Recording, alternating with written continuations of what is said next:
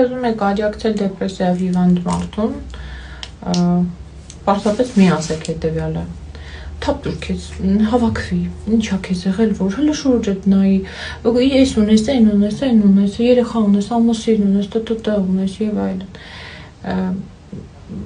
Սենց բաներ չի կարելի ասել, ինչի որտեղ դա կամքի խնդիր չի։ Իհարկե կամային ոլորտը բավականաչափ ուժված է ու հիմնական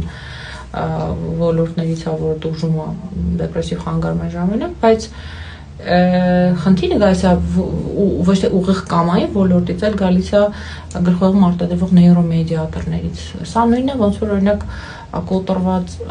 ձեռքով մարդուն, ասեք, վերցրու 3 կիլոգրամ խնձորը եւ բարձրացրու ոդկով, չգիտեմ, 7-րդ հարկ։